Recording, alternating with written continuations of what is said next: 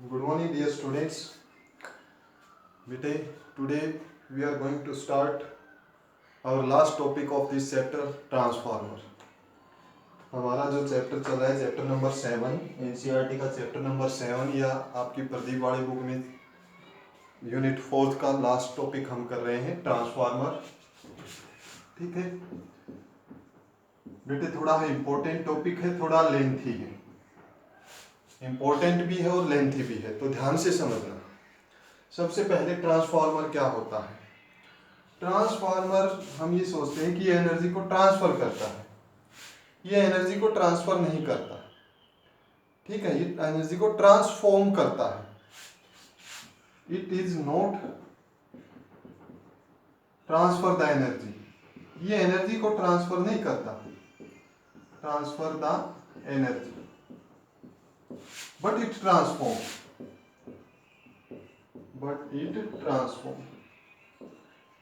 Meaning transfer क्या meaning है. तो बेटे ये जो डिवाइस है हमारी, ये डिवाइस जो है इट इज यूज्ड टू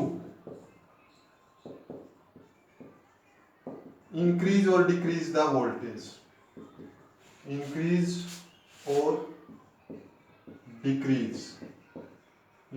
और डिक्रीज द वोल्टेज. ये डिवाइस हमारी जो वोल्टेज होती है ना, उस वोल्टेज को या तो इंक्रीज करता है या डिक्रीज करता है. ये सेम वही है. अगर हम अपनी नॉर्मल लैंग्वेज में बात करें, देसी भाषा में बात करें, कि आपके फ्रिज के ऊपर जो वोल्टेज रखी होती है that is known as transformer. आपके एसी है, एसी के साथ वोल्टेज लगी हुई है, वही ट्रांसफार्मर है. आपके गांव में लाइट जहां से आपके पोल पर आ रही है, एक टंकी बोलते हैं नॉर्मल लैंग्वेज में हम, वो एक्चुअल में क्या होता है, ट्रांसफार्मर होता है. ठीक है, इसी तरह से हर जगह पर ट्रांसफार्मर का यूज होता है. तो ये क्या है, ये एसी जो किस काम आता है, यूज टू इंक्रीज और डिक्रीज द वोल्टेज. वोल्टेज को इंक्रीज और डिक्रीज करने के काम आता है. ठीक है, फिर इसके बाद बेटे next, it is not used for DC. It is not used for DC. Transformer जो है बेटे, ट्रांसफार्मर केवल एसी के लिए हम यूज करते हैं. एक मिनट में, ये डीसी में हम इसको यूज नहीं कर सकते बेटे. डीसी में क्यों यूज नहीं कर सकते, because it used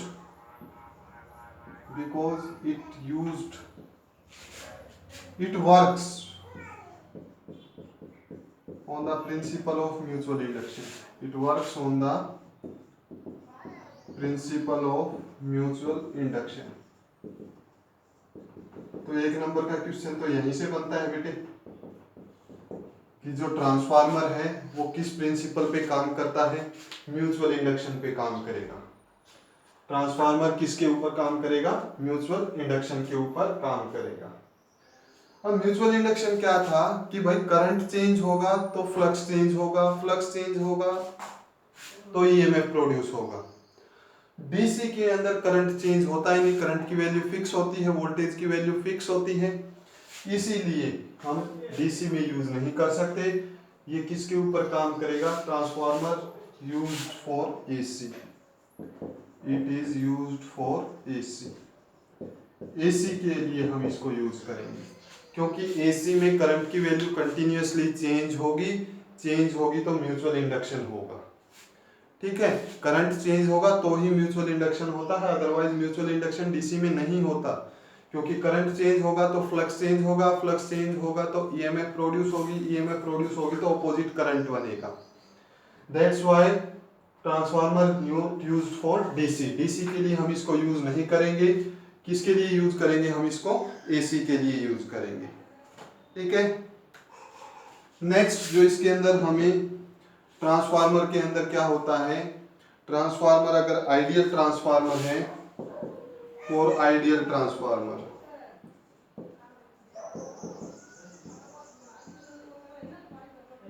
ideal transformer के लिए बेटे आइडियल ट्रांसफार्मर के लिए पावर जो है उसमें कोई चेंज नहीं होगा, no change in power, power में कोई भी चेंज नहीं आएगा, it remains constant, it remains constant. Power में कोई भी चेंज नहीं आएगा, इनपुट पावर जो है आउटपुट पावर के इक्वल होगी, इनपुट पावर आउटपुट पावर के इक्वल होगी, किसमें? आइडियल ट्रांसफार्मर के अंदर।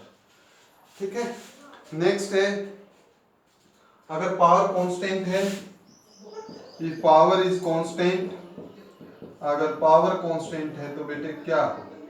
एनर्जी कांस्टेंट रहेगी, एनर्जी इज आल्सो कांस्टेंट। अगर पावर कांस्टेंट है तो क्या कांस्टेंट रहेगा? एनर्जी भी इसके अंदर कांस्टेंट रहेगी। किसमें? आइडियल की बात कर रहे हैं बेटे हम, ठीक है, आइडियल की यहाँ पर बात हो रही है। फिर इसके बाद है ये किस रूल को फॉलो करेगा? जब एनर्जी ही कांस्टेंट है तो it follows law of conservation of energy. ये किस रूल को फॉलो करेगा भाई? Law of conservation of energy को फॉलो करेगा। एनर्जी ना तो क्रिएट होती है ना ही डिस्ट्रॉय होती है। देखो कैसे भाई, यहां पर हमने, चलो देखो इसके अंदर क्या होगा, अगर ईएमएफ को बढ़ाएंगे तो करंट डिक्रीज हो जाएगा। इसको हम आगे करते हैं कि ये law of conservation of energy को कैसे फॉलो करता है। Law of conservation of energy को कैसे फॉलो करेगा, इसके लिए हम डायग्राम बनाएंगे, उस टाइम पे आपको समझाएंगे। या आप यही देख सकते हो, पावर का फार्मूला क्या होता है? P is equal to V into I. Power का फार्मूला क्या होगा? P is equal to V into I, power V into I. Okay, transformer ने वोल्टेज बढ़ा दी, डबल कर दी। जब बेटे वोल्टेज बढ़ाएंगे तो यहाँ पर करंट आधा हो जाएगा। ट्रांसफार्मर की यही खासियत है कि जब वोल्टेज बढ़ेगी तो करंट कम जाएगा। वोल्टेज डबल की तो करंट क्या हो जाएगा? हाफ हो जाएगा, 2 से 2 कैंसिल। पावर पहले कितनी थी? VI थी, अब भी पावर कितनी है? VI। तो ये किसको फॉलो करता है? कंजर्वेशन ऑफ एनर्जी को फॉलो करेगा। तो कंसेप्ट ध्यान रखना बेटे, पावर बढ़ाएंगे, ठीक है, पावर बढ़ाएंगे, सॉरी वोल्टेज बढ़ाएंगे। ट्रांसफार्मर से हमने 220 वोल्ट को 440 वोल्ट में कन्वर्ट कर दिया, 220 को 440 वोल्ट में कन्वर्ट किया है, तो हमारा जो करंट है वो हाफ हो जाएगा। वोल्टेज को डबल करेंगे, करंट क्या हो जाएगा? हाफ हो जाएगा। क्लियर है? तो ये पॉइंट्स पहले नोट करो स्टूडेंट्स, इंपॉर्टेंट पॉइंट्स हैं ये।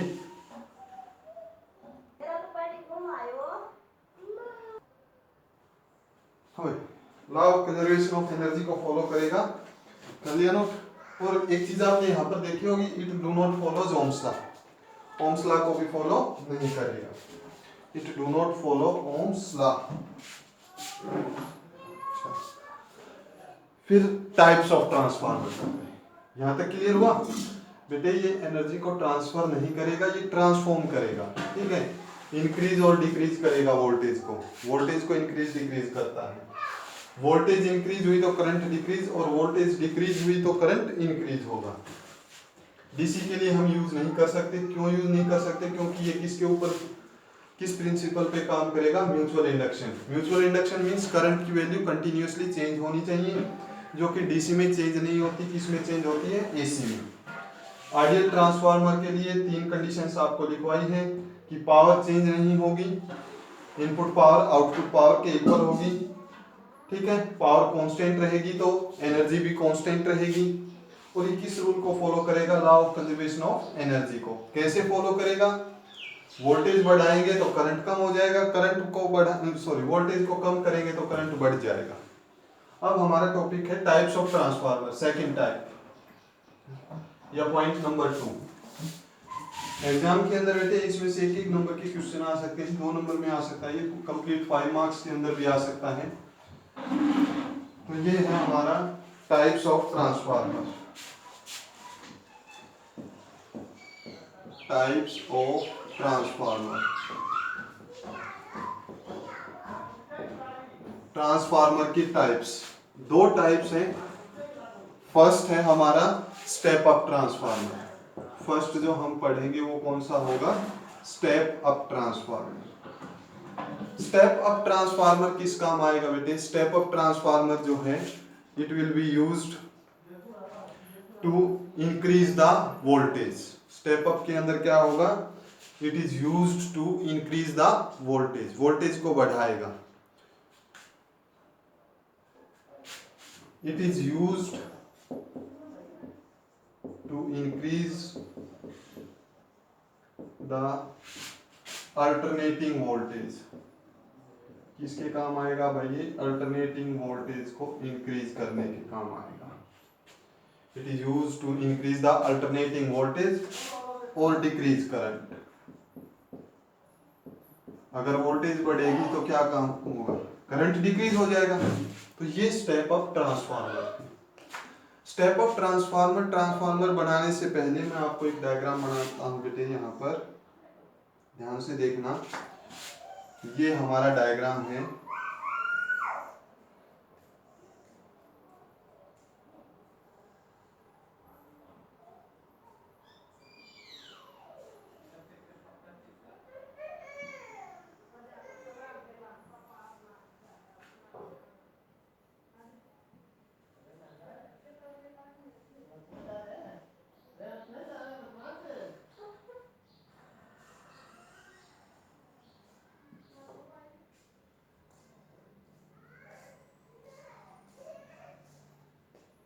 ये इस तरह से है, ठीक है।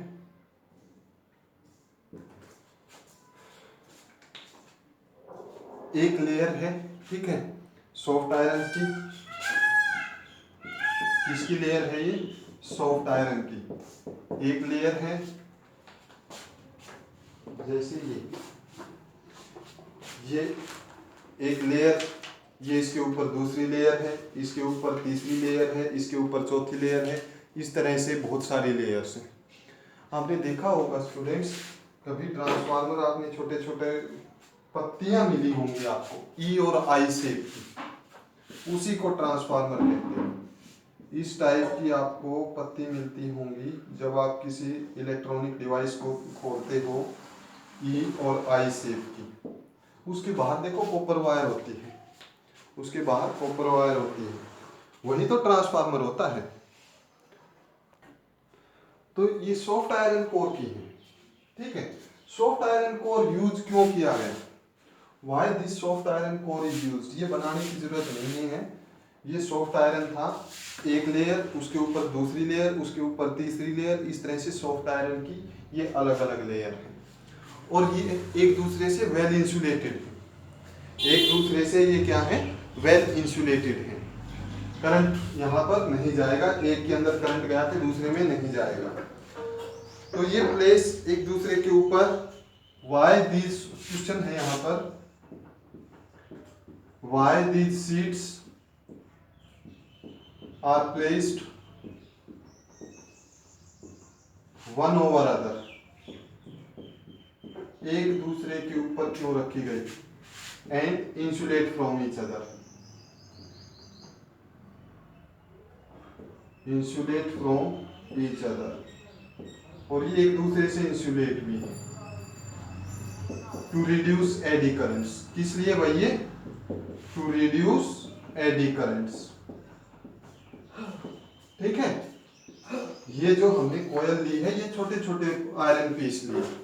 बड़ा आयरन पीस होगा तो वहां पर ज्यादा एडी करंट बनेगा। तो यहाँ पर ये कैसा पीस लिया है हमने? स्मॉल आयरन पीस लिया है। किस लिए लिया है? To reduce the eddy currents, ठीक है। अच्छा भाई, why we have insulate from each other. Okay okay okay, यहां से ये बेटे ये से why these sheets are placed one over the other. ये सीट्स एक दूसरे के ऊपर क्यों रखी गई? To reduce the eddy currents. अब ये एक दूसरे से इंसुलेट क्यों की गई? नेक्स्ट क्वेश्चन बेटे, थोड़ा है आप उसको मिटाना। Why these sheets are insulated from each other. These sheets are insulated from each other. ये शीट एक दूसरे से इंसुलेट क्यों की गई? ये शीट एक दूसरे से इंसुलेट इसलिए की गई ताकि रेसिस्टेंस इंक्रीज हो जाए, ठीक है, सो दैट रेसिस्टेंस इंक्रीजेस। अब रेसिस्टेंस इंक्रीज होगा तभी तो करंट बढ़ेगा, एडी करंट कम तभी बनेगा, सो दैट रेसिस्टेंस कैन इंक्रीज। बेटे रेसिस्टेंस बढ़ेगा तभी एडी करंट कम होगा। ये दो इंपॉर्टेंट क्वेश्चन है, कंसेप्चुअल क्वेश्चन यहाँ पर, कि जो शीट्स हैं वो एक दूसरे के ऊपर क्यों रखी गई? To reduce the eddy currents, eddy current को रिड्यूस करना। फिर बेटे एक तो हमने शीट एक दूसरे के ऊपर रख दी, फिर ये एक दूसरे से इंसुलेट भी कर दी ताकि जो एडी करंट है वो और कम हो जाए। Why these sheets are insulated from each other? To reduce the eddy currents, so that resistance can increase, और रेसिस्टेंस बढ़ेगा तो एडी करंट क्या हो जाएगा? कम हो जाएगा। क्लियर हुआ? आ गया समझ में? अच्छा, इनको नोट करो बेटे, कर लिए? अब इसके अंदर इसका डायग्राम देखो। एक तरफ बेटे हम यहां पर ये इस तरह से टर्न देते हैं, ये इनपुट है, इनपुट, या इसको प्राइमरी कॉइल भी कहते हैं। एक तरफ इनपुट है, या इसको हम क्या कहते हैं? प्राइमरी कॉइल भी कहते हैं। ये दोनों क्वेश्चन नोट कर लिए? कंस्ट्रक्शन हम कर रहे हैं। अच्छा भाई, दूसरा यहां पर दूसरी तरफ हम क्या लेंगे? आउटपुट लेंगे, ये output, this is known as secondary coil. ये क्या है? सेकेंडरी कॉइल है। ये लोड रेसिस्टेंस है हमारा, ठीक है, और यहाँ पर क्या हो जाएगा? आउटपुट। यहाँ पर क्या मिलेगी हमें? आउटपुट मिलेगी। ये क्या होता है? देखो, हम स्टेप अप ट्रांसफार्मर कर रहे हैं। It is used to increase the alternating current और डिक्रीज करंट। अल्टरनेट करंट को इंक्रीज करेगा या करंट को क्या करेगा? सॉरी, वोल्टेज को इंक्रीज करेगा और करंट को डिक्रीज करेगा। डायग्राम की जब बात करते हैं, सॉफ्ट आयरन कोर के पीसीज हमने लिए हैं, well insulated from each other, और हमने यहाँ पर कॉपर वायर ली है। ये क्या ली है? कॉपर वायर ली है। कॉपर बेस्ट कंडक्टिंग मटेरियल है ताकि इनके अंदर से करंट जाएगा, ठीक है, और लो रेसिस्टेंस भी होगा। यहाँ पर लो रेसिस्टेंस होगा। चलो इन कंडीशंस को बाद में लिखेंगे। ये प्राइमरी कॉइल है हमारी। ये कॉइल कौन सी है? सेकेंडरी कॉइल है। इसको S से भी रिप्रेजेंट कर देते हैं और इसको P से रिप्रेजेंट करते हैं, प्राइमरी एंड सेकेंडरी कॉइल। यहाँ पर जो EMF होगी, that is EMF in primary coil, this is EMF in secondary coil. ये EMF प्राइमरी कॉइल में, ये EMF सेकेंडरी कॉइल में। यहाँ पर जो करंट होगा that is the current in primary coil IP। यहाँ पर जो करंट होगा current in secondary coil that is IS। IS किसको रिप्रेजेंट करेगा? Current through the secondary coil. ES किसको रिप्रेजेंट करेगा? Voltage through secondary coil. Okay, ये RL क्या है? RL हमारी डिवाइस है, लोड रेसिस्टेंस बोलते हैं हम इसको। RL को हम क्या बोलते हैं? Load resistance. RL is load resistance. ये किस तरह से है? देखो, यहाँ से हमारी वायर आई पोल के ऊपर से या मीटर से, ये हमारी वोल्टेज, ये वोल्टेज से दो वायर गई, ये दो वायर या तो फ्रिज में लगा लो, ठीक है। लोड रेसिस्टेंस यहाँ पर क्या हो जाएगा? फ्रिज हो सकता है, AC हो सकता है, कोई भी डिवाइस आपकी हो सकती है। तो इसको हम क्या कहते हैं फिजिक्स लैंग्वेज में? लोड रेसिस्टेंस बोलते हैं। क्लियर है? RL is load resistance. फिर बेटे प्राइमरी, हम स्टेप अप ट्रांसफार्मर की बात कर रहे थे। स्टेप अप ट्रांसफार्मर के अंदर EP इज वोल्टेज को इंक्रीज करेगा। क्या काम आएगा यहाँ पर? Voltage through secondary coil is greater than voltage through primary coil. Secondary coil के अंदर जो वोल्टेज है वो ज्यादा होगी, किससे? प्राइमरी कॉइल से। voltage through secondary coil is greater than voltage through secondary coil is greater than voltage through primary coil, और भाई या क्या हो सकता है, टर्न्स की बात करें, number of turns in primary coil are less than number of turns in secondary coil. Primary coil के अंदर जो टर्न है ट्रांसफार्मर था। नेक्स्ट हम इसके अंदर करते हैं स्टेप डाउन ट्रांसफार्मर। इसको नोट कर लिया होगा आपने, ओके। हमारा टॉपिक है step down transformer. Step down का भी हम डायग्राम बना लेते हैं।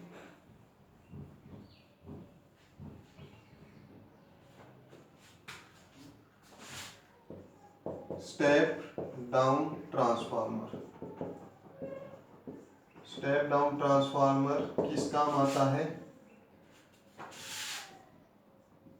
To decrease the AC voltage, decrease the AC voltage, voltage को कम करेगा और इंक्रीज करंट, क्या करेगा भाई, करंट को इंक्रीज करेगा। स्टेप डाउन ट्रांसफार्मर AC को कम करेगा या करंट को इंक्रीज करेगा। कौन करता है ऐसा, वोल्टेज को कम कौन करता है, वोल्टेज को कम करता है जो आपके गांव में आपके बाहर खंबे के ऊपर जो ट्रांसफार्मर लगा होता है वो करता है। बेटे 11,000 वोल्ट आती है, वो उसको कन्वर्ट करके 240 250 वोल्ट तक भेजता है, तो वो वहां पर वोल्टेज को डिक्रीज करता है, that is step down transformer. उसको क्या कहेंगे हम, स्टेप डाउन ट्रांसफार्मर कहेंगे। स्टेप डाउन ट्रांसफार्मर के अंदर सेम वही फिनोमिना होगा। यहां पर क्या होंगी, कॉपर सॉफ्ट आयरन कोर की प्लेट्स होंगी, ये सॉफ्ट आयरन कोर की प्लेट्स हैं, ये इस तरह से प्लेट्स होंगी। इन प्लेट्स के ऊपर अब हम कॉपर वायर वाउंड कर रहे हैं। ये हमारी प्राइमरी कॉइल हो जाएगी, ये हमारी सेकेंडरी कॉइल हो जाएगी, एक प्राइमरी कॉइल हो जाएगी और एक सेकेंडरी कॉइल हो जाएगी।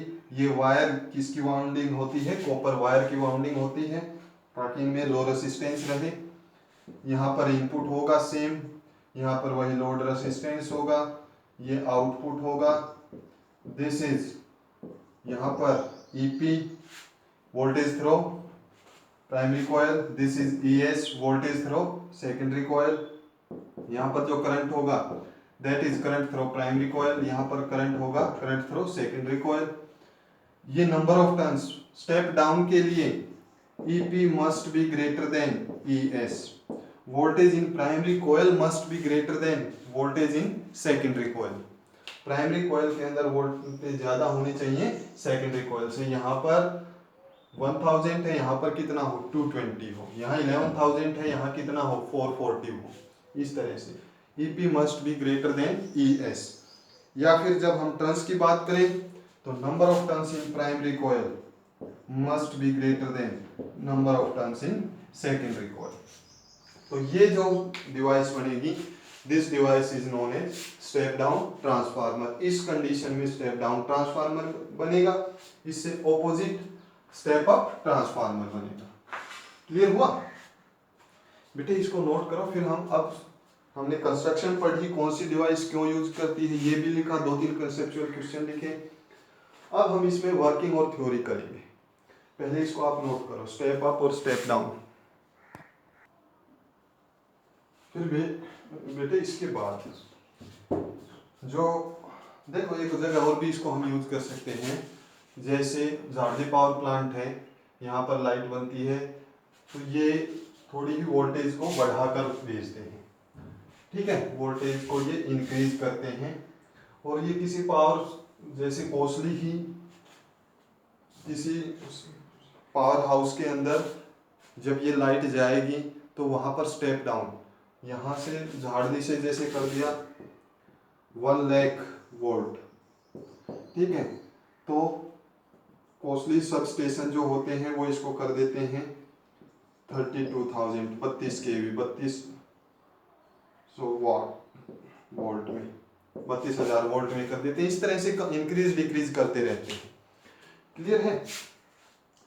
फिर कोसली से किसी गांव के अंदर भेजनी है, उसका अलग से सबस्टेशन होगा, वहां पर ये 11,000 वोल्ट में भेज देते हैं। फिर गांव से ये जो पावर हाउस था, इस पावर हाउस से जब गांव में भेजते हैं तो ये कितनी हो जाती है, 220 वोल्ट हो जाती है। तो ये इस तरह से step up step down transformer के अलग अलग एग्जांपल हैं। अब हमारा टॉपिक है बेटे वर्किंग ऑफ आइडियल ट्रांसफार्मर। सबसे पहले हम पढ़ेंगे वर्किंग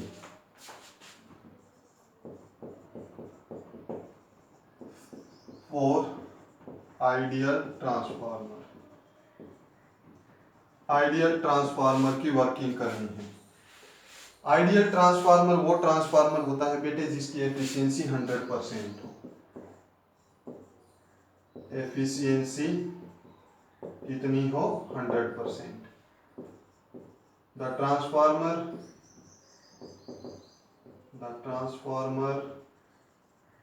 whose efficiency is 100%, वो ट्रांसफार्मर जिसकी एफिशिएंसी कितनी हो, 100% हो, that is known as ideal transformer. उसको हम आइडियल ट्रांसफार्मर कहते हैं। आइडियल ट्रांसफार्मर एक्चुअल में पॉसिबल नहीं है। कोई भी डिवाइस जो कोई भी मशीन जो हमारी हम जितना वर्क करते हैं क्या उतना वो वर्क करती है, नहीं करती बेटे। कई जगह पर हीट प्रोड्यूस हो जाती है, इलेक्ट्रिक मोटर वगैरह कोई भी डिवाइस लेंगे वो 100% एफिशिएंसी नहीं देती। 80 to 90% एफिशिएंसी बहुत अच्छी एफिशिएंसी होती है। तो हम बात कर रहे हैं आइडियल ट्रांसफार्मर की। आइडियल ट्रांसफार्मर क्या होता है, वो ट्रांसफार्मर जिसकी एफिशिएंसी कितनी हो, 100% हो। Ideal transformer is that transformer whose efficiency is 100%। तो इसके लिए हम कंडीशंस लिखेंगे, 3 अजम्पशन करेंगे। Assumption for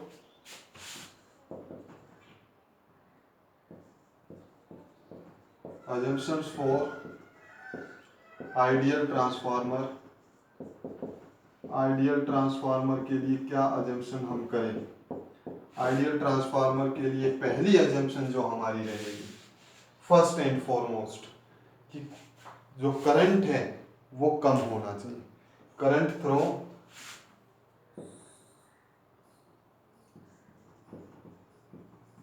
throw primary and secondary coil must be small। Current कैसा होना चाहिए, स्मॉल होना चाहिए। क्यों होना चाहिए बेटे, क्योंकि H is equal to I²RT होता है। अगर करंट ज्यादा होगा तो हीट ज्यादा प्रोड्यूस होगी, हीट ज्यादा प्रोड्यूस होगी तो बेटे एफिशिएंसी 100% नहीं आएगी। फर्स्ट क्लियर हुआ। Current through primary and secondary coil must be small. इसी के according second, resistance of primary and secondary coil must be small. इसीलिए कॉपर वायर यूज करते हैं। Resistance through the primary and secondary coil, primary and secondary coil must be small.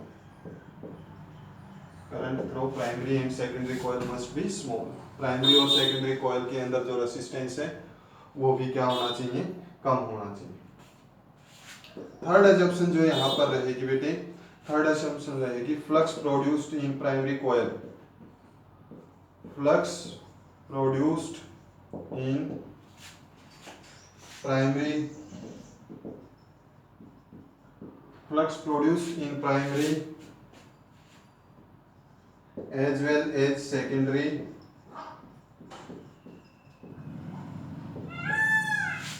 coil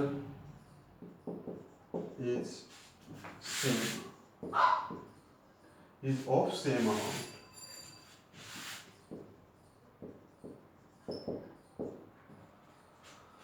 जितना flux primary coil में बना है उतना ही flux secondary coil में होना चाहिए। ठीक है, तो ये 3 अजम्पशन होती हैं आइडियल ट्रांसफार्मर बनाने के लिए। एक्चुअल में ये पॉसिबल नहीं है क्योंकि आप कोई भी वायर लोगे बेटे उसके अंदर थोड़ा बहुत तो रेसिस्टेंस बनेगा ही, और फ्लक्स जो है एक कॉइल में बनेगा। ये प्राइमरी कॉइल ले ली हमने, ये सेकेंडरी कॉइल ले ली, इनके बीच में कुछ डिफरेंस है, कुछ गैप है, ठीक है। चलो इसको बाद में डिस्कस करते हैं, पहले अजम्पशन लिखो, पहले इसको नोट करो एक बार, स्क्रीनशॉट लो भाई।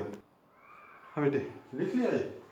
अब देखो क्या ये पॉसिबल है, हम इसको कर रहे थे, क्या ये पॉसिबल है, बार बार मैं एक ही टर्म में बता देता हूँ। ये हमारा ट्रांसफार्मर है, से स्टेप अप है से स्टेप डाउन है, कोई भी ट्रांसफार्मर। यहाँ पर जितना फ्लक्स बना, क्या वहाँ पर इतना फ्लक्स जाएगा? इन दोनों के बीच में गैप है, गैप है, और इस गैप में क्या है? एयर है। गैप है और गैप में क्या है? एयर है। तो यहाँ पर there is gap in primary and secondary coil, primary और सेकेंडरी कॉइल में गैप है। So flux in the primary coil is not equal to, flux in primary coil is not equal to flux in the secondary coil. Primary coil में और secondary coil में flux तो equal हो ही नहीं सकते। तो यहाँ पर कहने का क्या मतलब था कि एफिशिएंसी 100% पॉसिबल नहीं है, गैप है यहाँ पर, ठीक है। तो फ्लक्स की क्या होगी? लीकेज होगी, leakage of flux will be there, leakage of flux will be there, leakage of flux will be there, यहाँ पर फ्लक्स की लीकेज होगी। क्लियर है? अब देखो कर लिया ये नोट। आइडियल के लिए क्या होना चाहिए? But for ideal flux in, but for ideal, ideal transformer के लिए flux in primary coil must be equal to flux in secondary coil. Primary coil में और सेकेंडरी कॉइल में हमारा फ्लक्स कैसा होना चाहिए dear students? It must be same. ये कैसा फ्लक्स होना चाहिए? सेम होना चाहिए। क्लियर है? Flux through primary coil is equal to flux through secondary coil ideal के लिए। क्या प्रैक्टिकली पॉसिबल है? प्रैक्टिकली तो पॉसिबल है ही नहीं भाई, क्योंकि इस कॉइल और इस कॉइल के बीच में कुछ गैप है, एयर भी है, और फ्लक्स प्राइमरी फ्लक्स सेकेंडरी के इक्वल नहीं है, तो sure there will be leakage of flux. यहाँ पर फ्लक्स की तो लीकेज होगी ही होगी। अब इसको और समझो थोड़ा इसके बारे में, तो इसको तो कर लिया था ना भाई नोट, और समझते हैं इसको। देखो पहले मैं थोड़ा इसको समझाता हूँ फिर करना।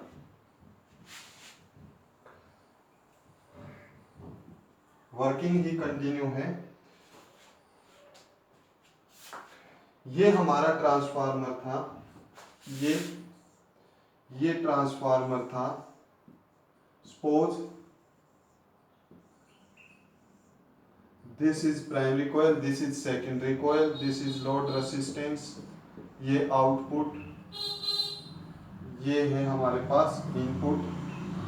तो ये स्टेप डाउन है, स्टेप डाउन। प्राइमरी में ज्यादा है ट्रांस, सेकेंडरी में कम है, तो ये कौन सा ट्रांसफार्मर है? Step down. तो यहाँ पर द अल्टरनेटिंग, देखो मैं लिख रहा हूँ पहले, फिर समझना इसको। पहले थ्योरी नोट करो बेटे, फिर मैं समझाता हूँ। The alternating current, alternating primary current induces an alternating magnetic field, an alternating magnetic field या magnetic flux in the iron core।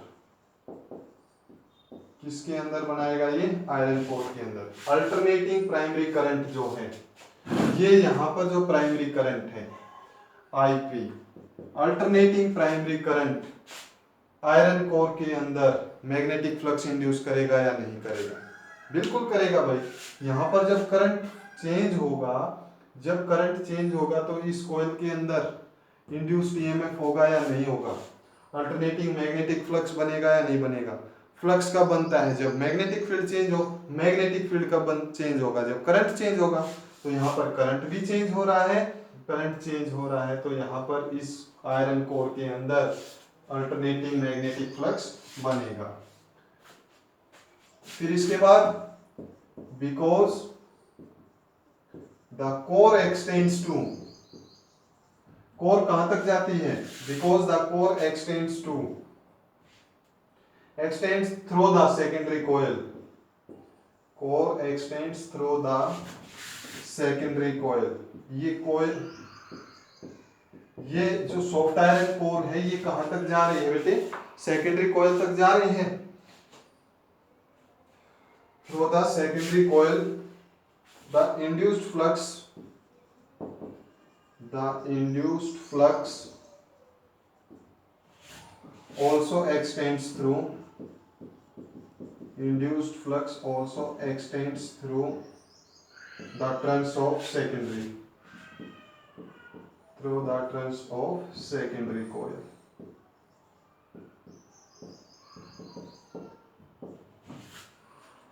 अब यहां पर फ्लक्स इंड्यूस्ड हुआ तो ये फ्लक्स इस कॉइल तक जाएगा। भाई इस कोर के अंदर ये क्या है, फेरोमैग्नेटिक सब्सटेंस है, यहां पर कोर एक्सटेंड्स, यहां पर मैग्नेटिक फ्लक्स बना, कोर कहां तक जाती है, सॉफ्ट आयरन कोर कहां तक है, सेकेंडरी कॉइल तक है।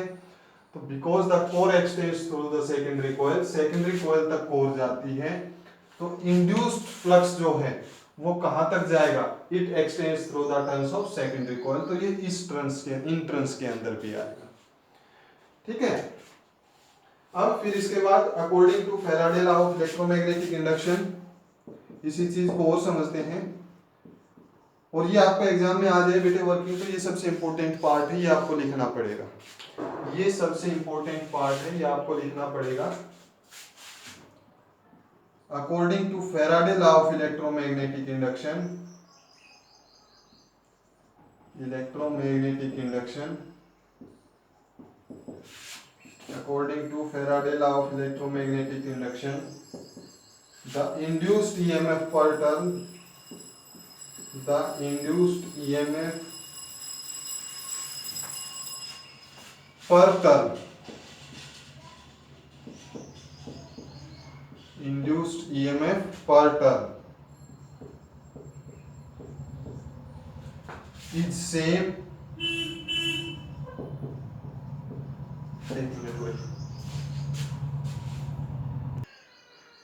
per turn is same, electron induced EMF per turn is same for both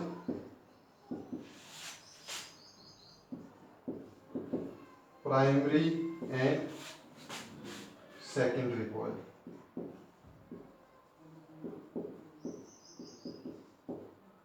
Also the voltage across primary also, ठीक है, EMF के साथ साथ voltage,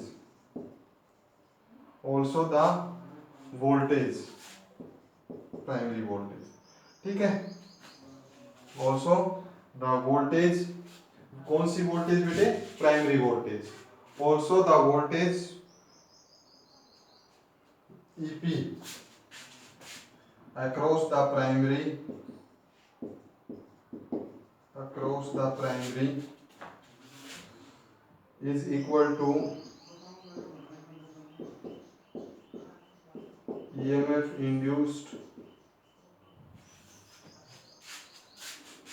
EMF induced in the primary। देखो, according to Faraday law of electromagnetic induction, the induced EMF per turn is same for both primary and secondary। induced EMF जितनी यहाँ पर है उतनी ही यहाँ पर है, और voltage across primary is equal to EMF induced in the primary। देखो इस लाइन का मीनिंग समझो बेटे, voltage across the primary is equal to EMF induced in the primary। यहाँ पर जितनी वोल्टेज आएगी, क्लियर, यहाँ पर जितनी वोल्टेज हमने दी उतना ही ईएमएफ यहाँ पर प्रोड्यूस होगा। ठीक है, यहाँ पर हमने सपोज 100 वोल्ट का इनपुट दिया है तो यहाँ पर 100 वोल्ट ही ईएमएफ इंड्यूस्ड होगा। बट लास्ट चैप्टर में, चैप्टर नंबर 6 में ईएमआई में हमने क्या पढ़ा था कि ईएमएफ इंड्यूस जो है वो हमेशा कम होता है, पढ़ा था। वो आइडियल केस कर रहे हैं हम बेटे यहाँ पर, ठीक है, आइडियल केस है। ये कब पॉसिबल है? If resistance is zero. कब पॉसिबल है ये? If resistance is zero. कब पॉसिबल है बेटे? यहाँ पर रेसिस्टेंस कितना हो? जीरो। तो फिर से alternating primary current, alternating primary current induce alternating magnetic flux in the iron core. Alternating primary current जो है वो क्या प्रोड्यूस करेगा? It will produce alternating magnetic flux in the iron core, इसके अंदर प्रोड्यूस होगा।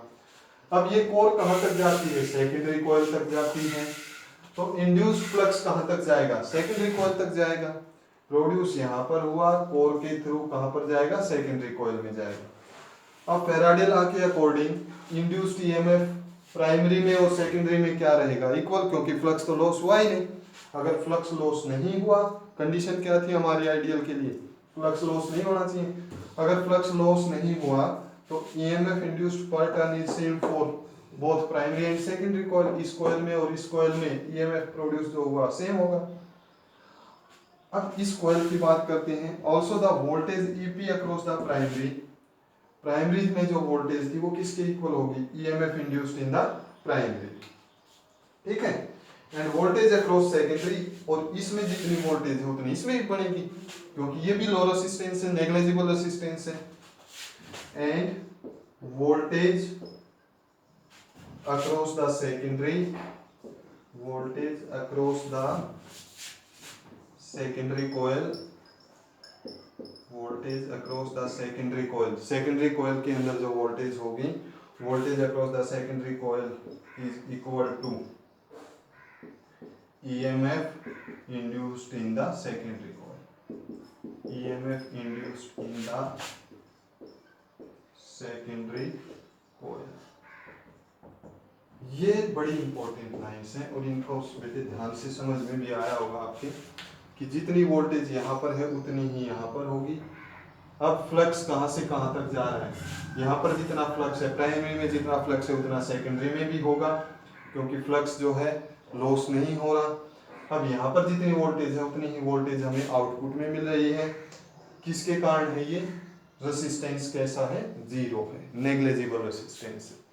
तो इन वर्डिंग को लिखो बेटे। अब छोटा है डेरिवेशन, छोटा है हमें मैथमेटिकल पोर्शन करना है इसमें, लिख लिया भाई? ओके, नेक्स्ट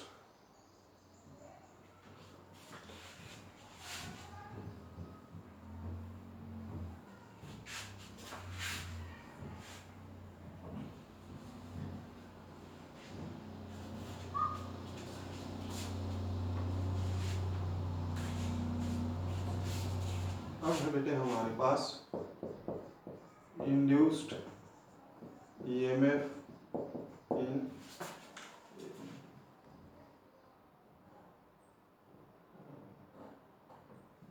अब हमारा टॉपिक है इंड्यूस्ड ईएमएफ इन। इसी को कंटिन्यू करते हैं, वर्किंग को, वर्किंग एंड थ्योरी था induced EMF in primary coil. Faraday law के according E is equal to minus d phi by D t होता है। और प्राइमरी कॉइल की बात कर रहे हैं तो number of turns in primary coil, ठीक है। ये अप्लाइड, ये किसके इक्वल होगा? ईपी के इक्वल होगा। किसके इक्वल होगा? ईपी के इक्वल होगा। देखो ये सोर्स वोल्टेज है, अभी जो लाइंस लिखी थी उसको समझो, उसी के अकॉर्डिंग हम कर रहे हैं कि अगर रेसिस्टेंस नेग्लिजिबल है तो सोर्स वोल्टेज,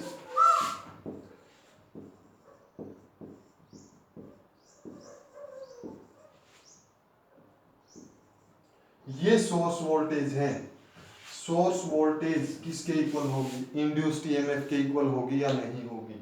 तो उसके अकॉर्डिंग हमने इक्वेशन बना दी।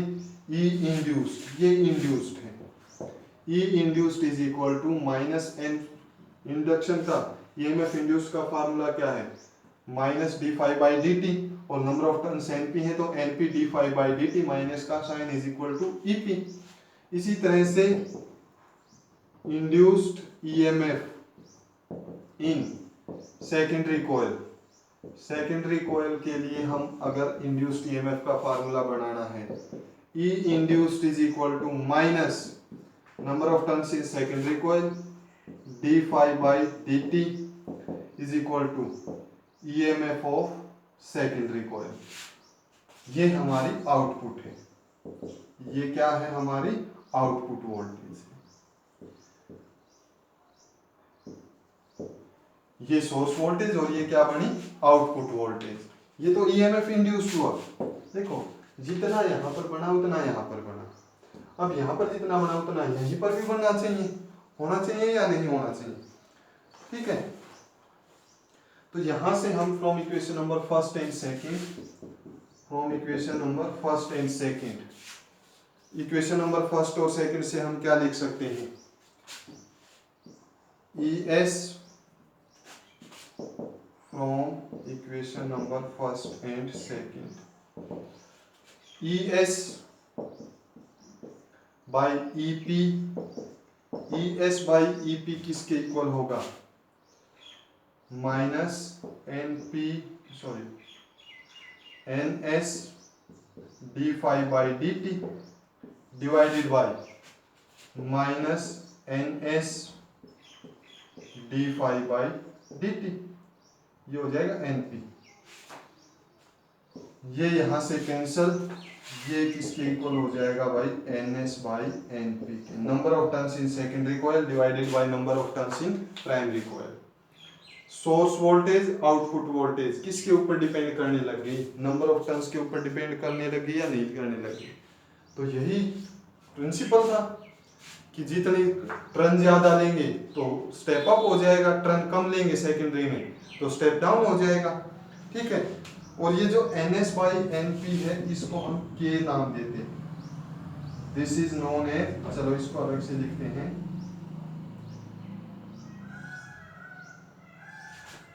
N S by N P, this is known as transformation ratio.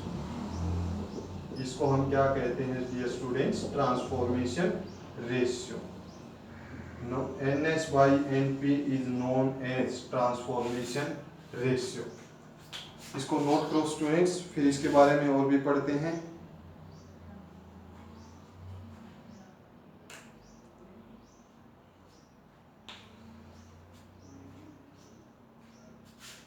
For ideal transformer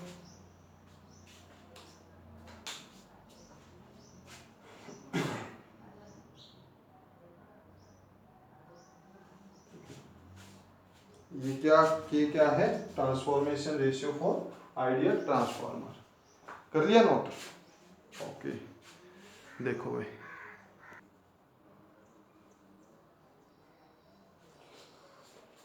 अब भाई इसके बाद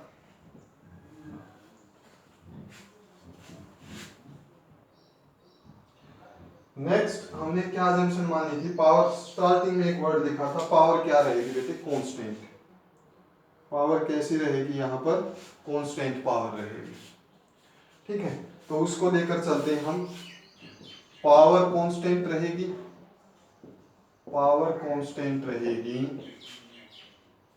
power remains constant, as power remains constant, power क्या रहेगी, कांस्टेंट।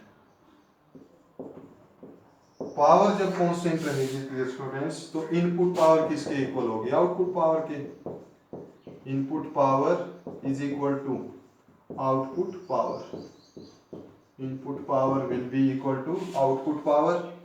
इनपुट पावर, पावर किसके इक्वल, वी आई के इक्वल, ठीक है। E P I P out input primary, E P I P is equal to output E S I S. Clear है। इसको हम क्या लिख सकते हैं, E S by E P is equal to I P by I S, E S by E P is equal to I P by I S. और ये किसके इक्वल था, E S by E P, number of turns in secondary coil divided by number of turns in primary coil. और ये किसके equal है, transformation ratio के इक्वल है। तो एक हमारा फार्मूला ये आ गया। ये स्टूडेंट्स इसके ऊपर न्यूमेरिकल्स आते हैं, और न्यूमेरिकल्स किस तरह से आते हैं कि आपको 3 क्वांटिटी दी जाएगी, fourth you have to calculate. K की वैल्यू दे दी जाएगी, आई एस की वैल्यू दे दी जाएगी, आपको आई पी की वैल्यू निकालनी आ सकती है, ठीक है। तो ये पावर रिमेन्स कांस्टेंट, तो ये रिलेशनशिप बना करंट और वोल्टेज के बीच में। यहाँ पर एक चीज देखो बेटे, हमने स्टार्टिंग में लिया था कि पावर बढ़ेगी, सॉरी वोल्टेज बढ़ेगी तो करंट डिक्रीज होगा। यहाँ पर है power voltage is inversely proportional to current, voltage in secondary is inversely proportional to current in secondary, तो इनवर्सली प्रोपोर्शनल होगा। तो यहाँ पर हम कंडीशंस लिख सकते हैं, ये ध्यान रखना है, इंपॉर्टेंट है। 4 step up transformer, step up transformer के लिए 4 step up transformer, step up transformer के लिए जो हमारा के की वैल्यू है वो कितनी होगी, ग्रेटर देन 1, के मस्ट बी ग्रेटर देन 1। तो voltage in secondary must be voltage in primary, number of turns in secondary must be greater than number of turns in primary. या करंट की बात करें, I S must be greater than I P, current in the secondary must be greater than I P, sorry बेटे, ये less होगा current in secondary, ठीक है। Secondary में करंट क्या होना चाहिए, कम होना चाहिए, because it is inversely proportional. एक बार फिर से, के is greater than 1, E S, ठीक है बिल्कुल। यहाँ से बेटे ये 1 से बड़ा होना चाहिए, तो एन एस बिल्कुल ठीक है, आई एस ठीक है। 4 step down transformer, step down transformer के लिए, स्टेप डाउन ट्रांसफार्मर के लिए, स्टेप डाउन ट्रांसफार्मर के लिए के मस्ट बी लेस देन 1 होना चाहिए। यस स्टूडेंट्स, यहाँ पर EP must be greater than ES, sorry EP must be less than ES। Voltage primary में कम होगी, सेकेंडरी में ज़्यादा होगी। Number of turns in secondary कम होंगी, number of turns in primary ज़्यादा हो जाएगी। करंट थ्रो सेकेंडरी ज़्यादा होगा, करंट थ्रो प्राइमरी। तो ये हमारा टॉपिक था बेटे, ठीक है। तो ये कंडीशन एग्जाम के अंदर 1 मार्क के अंदर आई भी, न्यूमेरिकल्स आते हैं, प्रिंसिपल आ जाता है, 5 मार्क्स में पूरा आपको लिखना है। इसको आप पहले नोट करो स्टूडेंट्स, फिर इसको थोड़ा और पढ़ते हैं। अच्छा भाई, अब देखो इसकी थोड़ी एफिशिएंसी के बारे में भी पढ़ देते हैं, यहीं पर कर देते हैं। एफिशिएंसी ईटा से रिप्रेजेंट की जाएगी, एफिशिएंसी ऑफ ट्रांसफार्मर, ट्रांसफार्मर की एफिशिएंसी ईटा से रिप्रेजेंट किया जाएगा। तो एफिशिएंसी के लिए बेटे हमारा फार्मूला जो रहेगा, परसेंटेज में हम एफिशिएंसी को निकालते हैं। Eta is equal to output power divided by input power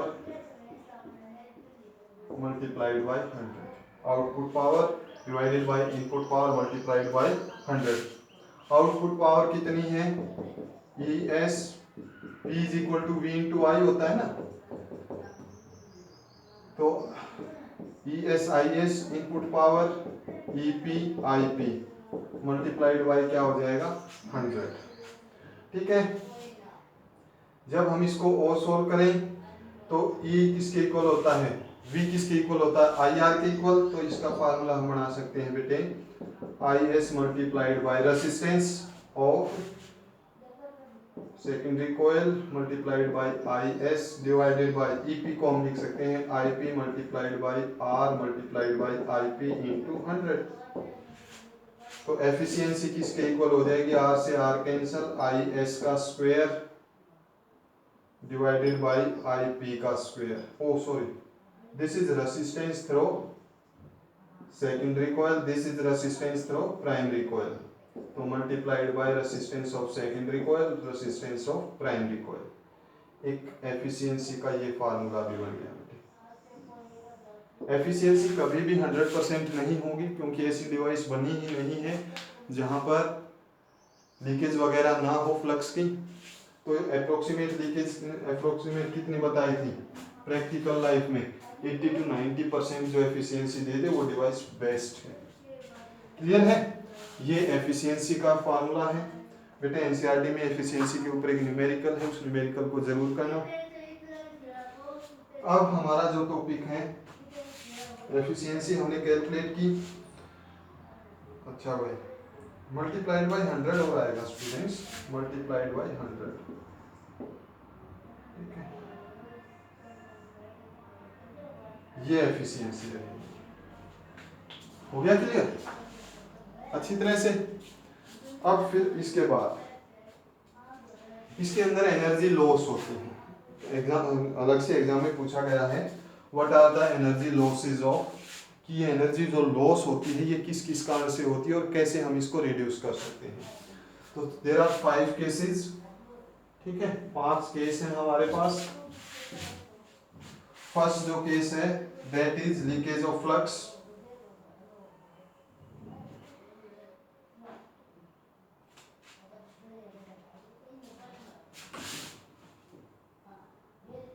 तो हमारा टॉपिक है energy loss in transformer. Energy loss in transformer. Transformer के अंदर एनर्जी लॉस है, फर्स्ट हमें पढ़ना है। फर्स्ट जो लॉस होगा स्टूडेंट्स, हमारा जो फर्स्ट है फ्लक्स लीकेज के कारण। किसके कारण है? फ्लक्स लीकेज के कारण। फर्स्ट लॉस किसके कारण है? फ्लक्स लीकेज के कारण है। फ्लक्स लीकेज के कारण क्या है? Rate of change of flux, rate of change of flux of rate of change of magnetic flux, rate of change of magnetic flux linked with rate of change of magnetic flux linked with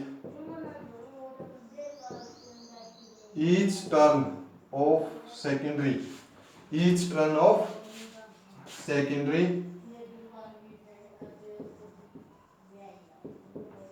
must be equal to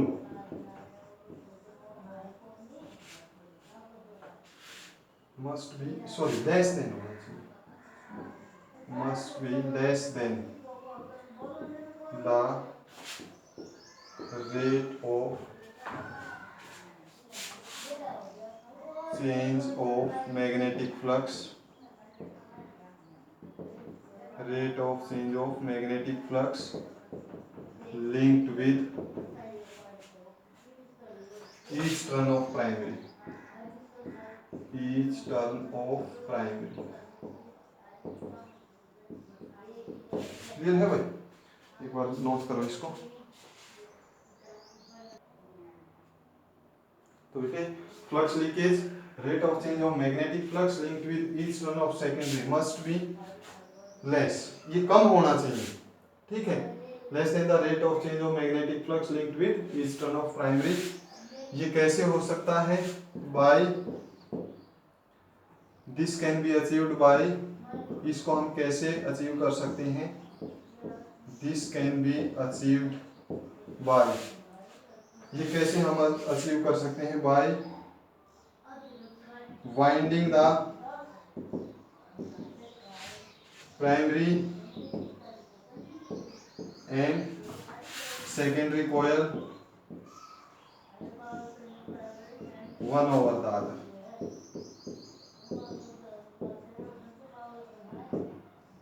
ये कैसे achieve किया जा सकता है? This can be achieved bye winding the primary and secondary coil one over the other, एक दूसरे के ऊपर हम वाउंड कर सकते हैं। जैसे जो हमारा ई वाला केस है उसको हम लेकर चलते हैं ये ई था और ये था आई।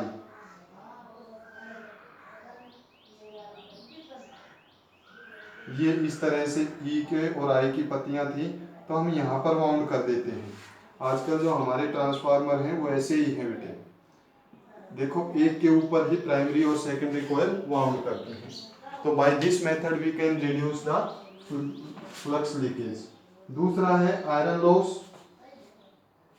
आयरन लॉस हमें पढ़ना है, टोटल 5 है। ये आयरन लॉस किस फॉर्म में होता है? हीट की फॉर्म में होता है। फर्स्ट को नोट कर लिया था बेटे? वीडियो को रिवाइंड करके आप फोटो क्लिक कर सकते हो, आपकी बुक के अंदर भी दे रखे हैं ये iron loss. Second is iron loss, iron का लॉस होगा। आयरन लॉस किस फॉर्म में? हीट की फॉर्म में, ठीक है, in the form of loss in the form of heat, loss in the form of heat, heat की फॉर्म में ये लॉस होगा। किस कारण होता है? Due to this is due to eddy currents, due to eddy currents. ये exam में 2-3 बार पूछा गया है। आयरन लॉस, आयरन लॉस के कारण क्या होता है? हीट बनती है। किसके कारण होता है? ये एडी करंट्स के कारण होता है। कैसे मिनिमाइज कर सकते हैं? ये सेकंड था हमारा। It can be minimized by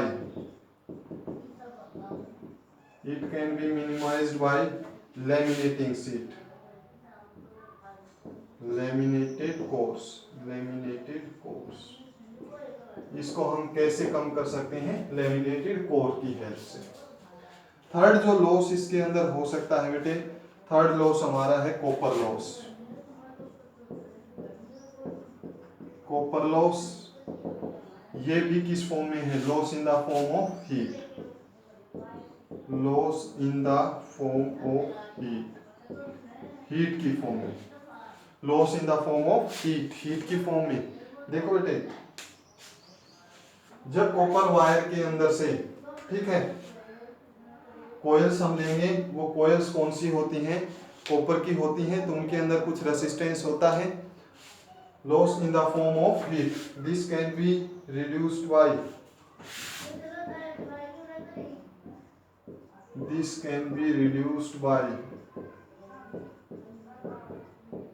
increasing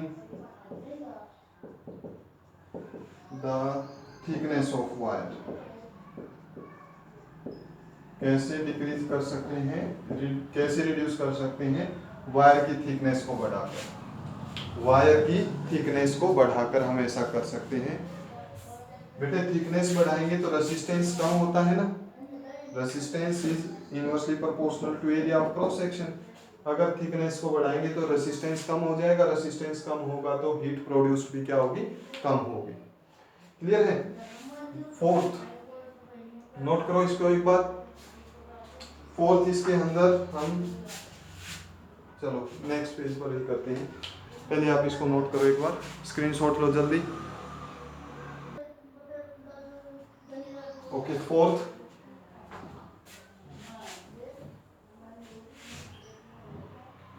हमारा रहेगा भाई मैग्नेटोस्ट्रिक्शन।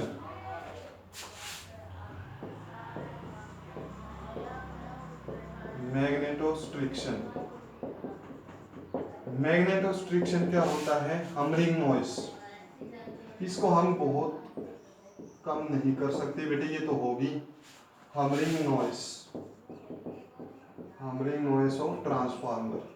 तो जब नॉइस होती है तो एनर्जी तो लॉस होती ही है, जब नॉइस होती है तो एनर्जी तो लॉस होगी ही, ठीक है। ये फोर्थ स्टेप है। इसके बाद बेटे फिफ्थ स्टेप जो हमारा है, लास्ट और जो सबसे इंपॉर्टेंट है, hysteresis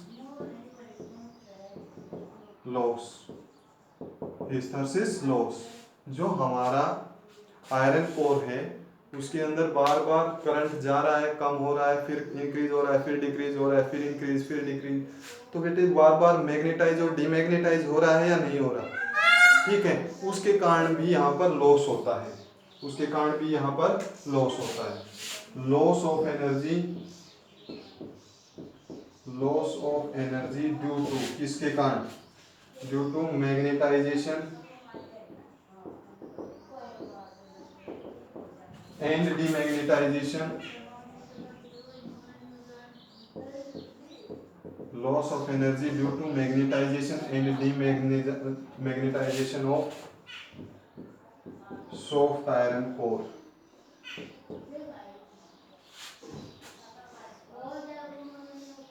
soft iron core repeatedly, बार बार होता है, loss of energy due to magnetization and demagnetization of soft iron core repeatedly. ठीक है, इसको हम कैसे कर सकते हैं, इट कैन बी रिड्यूस्ड, हम इसको कैसे रिड्यूस करेंगे बेटे, हम इसको रिड्यूस कर सकते हैं by using a material of low hysteresis curve, it can be reduced, it can be reduced by taking a material of low hysteresis curve,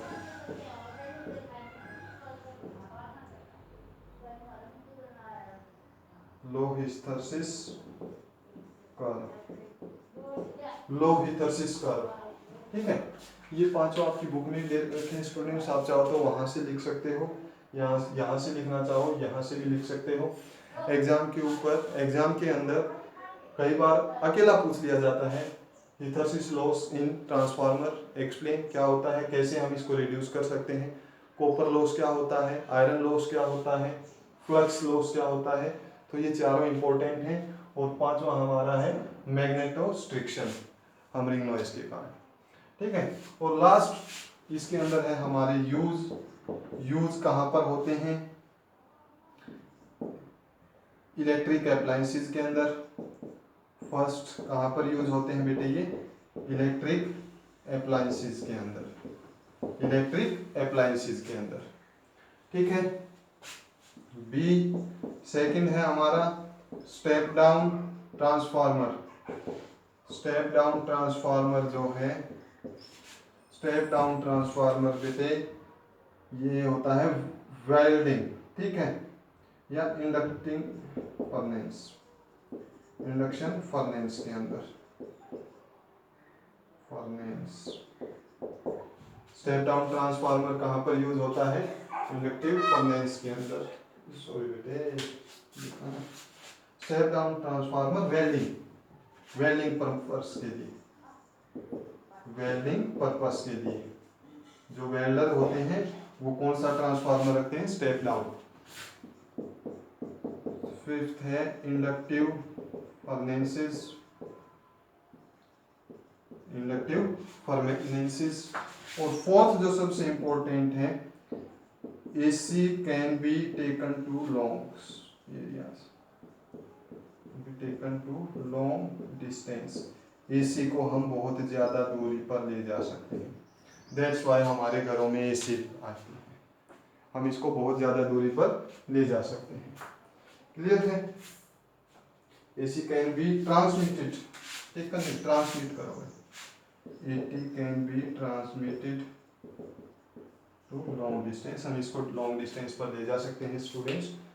तो ये हमारे यूज हैं, लॉस हैं, वर्किंग की हमने। तो हमारा चैप्टर खत्म होता है बेटे, unit number 4 complete and according to NCERT chapter number 7 complete होता है बेटे। आई होप आपने रिवाइज कर रहे होंगे। ठीक है, आपके एग्जाम बेटे टाइम पर होंगे, और अपनी सेहत का ध्यान रखो, कोविड वगैरह से थोड़ा बच कर रहो। Thank you students, have a nice day.